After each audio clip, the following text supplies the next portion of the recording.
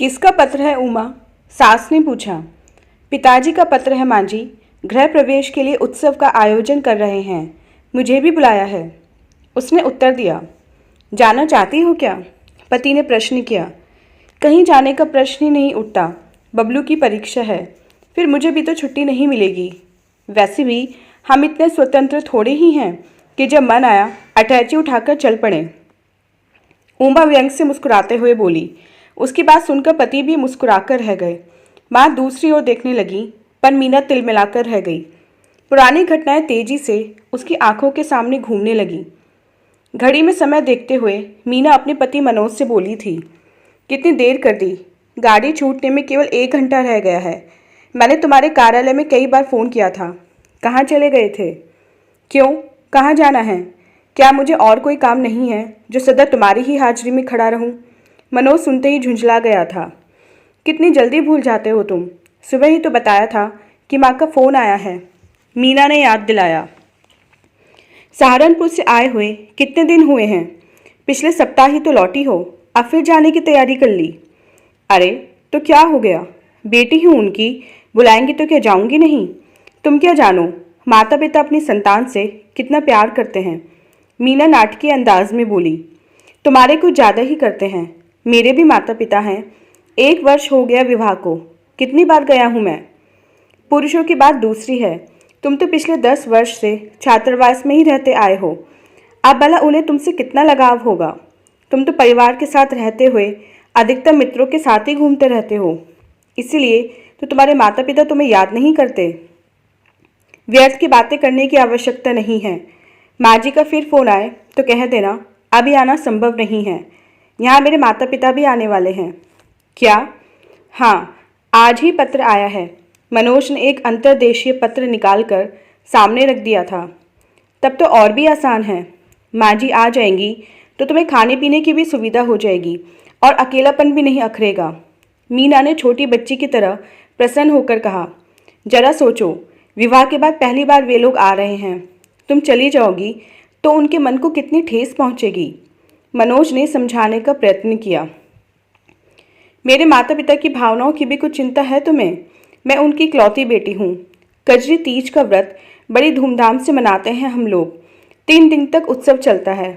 मैं नहीं गई तो माँ कितना बुरा मानेंगी। मीना तैश में आ गई। हर बार मैं तुम्हारी बात मानता हूँ, इस बार मेरी बात मान लो। विवाह की वर्षगांठ आ रही है, सब साथ रहेंगे तो कितना अच्छा लगेगा। मनोज ने मिन्नत की। देखो, ट्रेन का समय हो रहा है। व्यर्थ के तर्क वितर्क में उलझने का समय नहीं है। यदि तुम यह समझते होंगे कि तुम जोर देकर मुझे रोक लोगे तो ये बात भूल जाओ। तुम मेरे साथ नहीं चले तो मैं स्वयं ही चली जाऊंगी। स्टेशन तक का मार्ग मुझे भी मालूम है। मीना का उत्तर था। तो ठीक है, चली क्यों नहीं जाती? मेरी भी जान छूटे। माता पिता से इतना ही प्यार था तो विवाह क्यों किया था? मनोज क्रोध में इतनी जोर से चीखा कि मीना एक क्षण को तो स्तंभित रह गई, किंतु दूसरे क्षण चेहरा क्रोध से लाल हो गया और वह फूट फूट कर रो पड़ी। 2 दिन तक दोनों के बीच मौन छाया रहा। मीना ने खाना पीना छोड़ रखा था। मनोज ने मनाने का प्रयत्न किया तो वह और बिफर पड़ी। ठीक है, पहले खाना खा लो। तुम जाना ही चाहती हो तो छोड़ आऊँगा। किसी को जबरदस्ती यहाँ रोक कर रखने का मेरा कोई इरादा नहीं है, और उससे लाभ ही क्या है। अंततः मनोज ने दुखी होकर हथियार डाल ही दिए थे और मीना सहारनपुर आ गई थी। 6 महीने बीत गए थे। मनोज ने मीना की सुध नहीं ली थी और मीना को भी जिद थी कि वे बिना बुलाए जाएगी नहीं। किंतु आज उमा भाभी का व्यंग उसके सीने को चीरता निकल गया था। वह इतनी नादान भी नहीं थी कि इतनी सी बात भी न समझ पाती।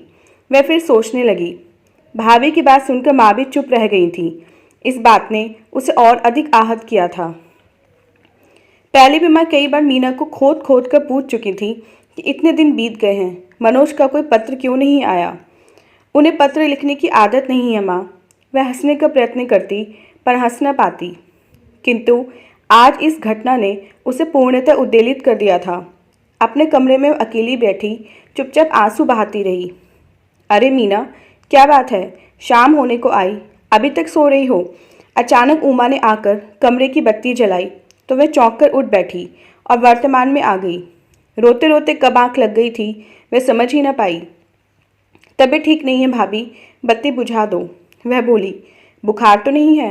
भाभी ने माथा छूते हुए कहा, नहीं, बुखार नहीं, सिर में तेज दर्द है। सिरदर्द में भी भला कोई इस तरह बिस्तर पर पड़ा रहता है? चलो, एक गोली खा लो और चाय पी लो, दर्द ठीक हो जाएगा। आज तुम्हारी चचेरी बहन सुधा का विवाह है, वहाँ भी तो जाना है। उठो, तैयार हो जाओ। उमा ने कहा, मेरी ओर से सुधा से माफ़ी मांग लेना भाभी, मैं नहीं जा सकूंगी, जी बिल्कुल अच्छा नहीं है। मीना की आंखें डबडबा आईं। मीना, तुम्हारे सिर दर्द का कारण मैं जानती हूँ। सुबह की मेरी बात पर नाराज़ होना, उसी समय तुम्हारा चेहरा देखकर मैं अपने मुंह से निकले उस व्यंग पर पश्चाताप से भर उठी थी। पर क्या करूं, कमान से निकले तीर की तरह मुंह से निकली इस बात को मैं लौटा तो नहीं सकती। पर क्या अब तुम यह चाहती हो कि मैं बड़ी होकर तुमसे माफ़ी मांगूं? उमा दुखी स्वर में बोली, कैसी बातें करती हो भाभी, मैं भला तुम्हारी बात का बुरा क्यों मानूंगी? मीना उदास स्वर में बोली, क्या तुम सचमुच सोचती हो कि तुम्हारा यहाँ रहना मुझे बिल्कुल अच्छा नहीं लगता? उमा ने कहा, मैंने ऐसा कब कहा भाभी? मीना, तुम यहाँ रहती हो तो घर ज़्यादा भरा भरा लगता है, पर तुम शायद नहीं जानती कि खून का रिश्ता ना होते हुए भी मैं तुम्हें हमेशा सुखी देखना चाहती हूँ। तुम्हारे चेहरे पर घिरती दुख की छाया अब पूरे परिवार को भी घेरने लगी है। तो क्या तुम चाहती हो कि मैं जाकर मनोज के पैर पकड़ूं? पैर मत पकड़ो, पर कम से कम उसकी कुशलता जानने के लिए फ़ोन तो कर सकती हो, पत्र तो लिख सकती हो। उसे भी तो लगे कि उसकी पत्नी को उसकी चिंता है। मुझे यहाँ आए 6 माह हो गए, किसी ने मेरी चिंता की? किसी न किसी को पहल करनी ही पड़ेगी मीना। सच बताना, तुम मनोज से लड़कर आई थी ना? हाँ, मीना ने सर हिलाते हुए आंखें झुका लीं। मैं तो उसी दिन तुम्हारा उतरा चेहरा देखकर समझ गई थी, और मैं नहीं सोचती कि माया पिताजी की अनुभवी आंखों से यह तथ्य छिपा रहा होगा। इसलिए तो लोग कहते हैं कि विवाह के बाद बेटी पराई हो जाती है। सब कुछ जानते हुए भी वे तुमसे कुछ नहीं कह सकते, और मनोज से संपर्क करने को शायद उनका अहम आड़े आ जाता है। उमा बोली, मैं क्या करूं, मेरी तो कुछ समझ में नहीं आ रहा। मेरी मानो तो इस बात को प्रतिष्ठा का प्रश्न मत बनाओ। ये छोटी छोटी बातें ही वैवाहिक जीवन में विष घोल देती हैं। मनोज और उसके परिवार के लोग भले हैं, पर वे भी शायद हम लोगों की तरह पहल नहीं करना चाहते। अब तो तुम्हें ही निर्णय लेना है कि तुम क्या चाहती हो। उमा ने समझाते हुए कहा, तुम दोनों यहाँ छिपी बैठी हो और मैं सारे घर में ढूंढ आई, तभी माँ जी आ गई और दोनों की बातचीत बीच में ही रह गई। मीना की तबीयत ठीक नहीं है माँ जी, वे विवाह में नहीं जाना चाहती। उमा ने सास की ओर देखा। क्यों, क्या हुआ? सिर में दर्द है। अरे, इसका तो चेहरा उतरा हुआ है। ठीक है, तुम ही चली जाओ, इसे आराम करने दो। मैं अकेली नहीं जाऊंगी, मीना नहीं जा रही तो आप चलिए। उमा बोली, ठीक है चलो, मैं चलती हूँ, जल्दी तैयार हो जाओ, देर हो रही है।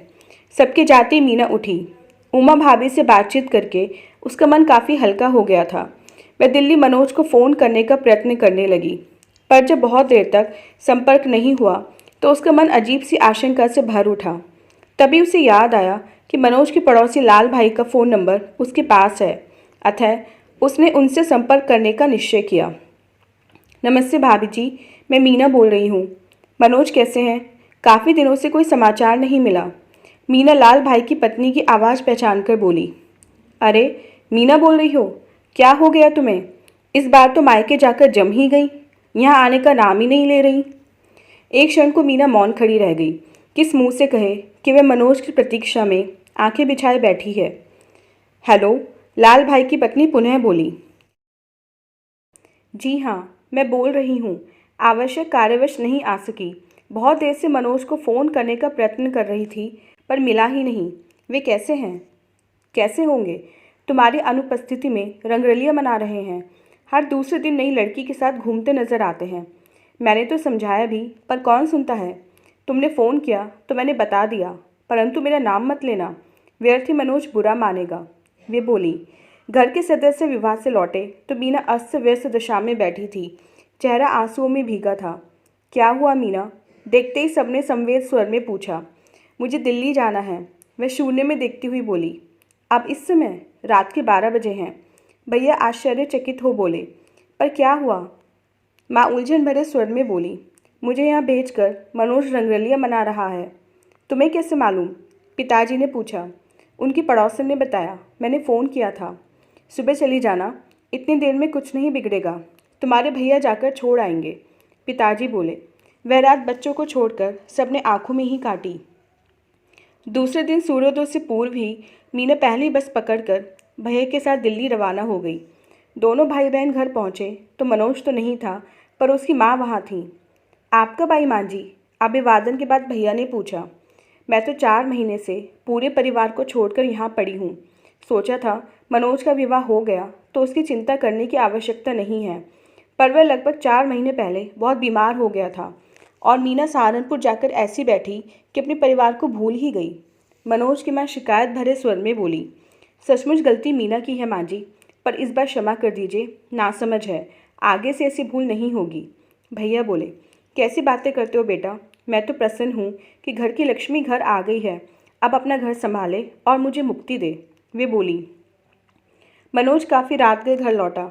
वह मीना को देख हैरान हो गया। यह कोई घर आने का समय है? मीना एकांत पाते ही बोली। उत्तर में मनोज अपनी हंसी ना रोक सका।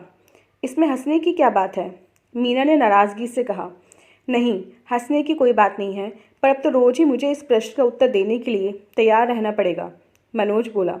मुझे लाल भाई की पत्नी ने सब बता दिया है, मीना ने आंखें तरेरते हुए कहा। मुझे भी उन्होंने आज सुबह सब बताया था। क्या? यही कि अब तुम्हारे लौटने में अधिक देर नहीं है। यानी कि उन्होंने सब झूठ कहा था? यह तो तुम उन्हीं से पूछो। मैं बिना बुलाए आ गई, इसलिए अपनी विजय पर इठला रहे हो। कैसी बातें कर रही हो मीना? हम दोनों के अलग हैं, जो मैं अपमान और सम्मान जैसी ओछी बातें सोचूंगा। तुम अपने घर आई हो, इसमें शर्म कैसी? रही बात मेरे वहाँ आने की, तो एक बार लिखा होता या फ़ोन ही कर दिया होता तो मैं सिर के बल दौड़ा आता। मुझ पर अपना जरा सा भी अधिकार समझते हो तो बिना बुलाए आ सकते थे। आ सकता था, पर सच कहूँ? कहो। तुम ठहरी इकलौती बेटी। याद है मेरे मना करने पर तुम कितने क्रोध में यहाँ से गई थी। वहाँ जाने पर तुम मेरा अपमान कर देती और मेरे साथ ना आती तो शायद मैं सह ना पाता।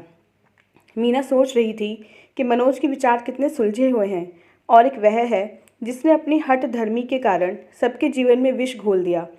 वह तो उमा भाभी ने बचा लिया, नहीं तो शायद पछतावे के अतिरिक्त कुछ भी हाथ न लगता। तो दोस्तों, ये थी हमारी आज की कहानी। उम्मीद करते हुए कहानी आपको पसंद आई होगी। मिलते हैं अपनी नेक्स्ट वीडियो में इसे नेक्स्ट कहानी के साथ। तब तक के लिए आज्ञा दीजिए। धन्यवाद।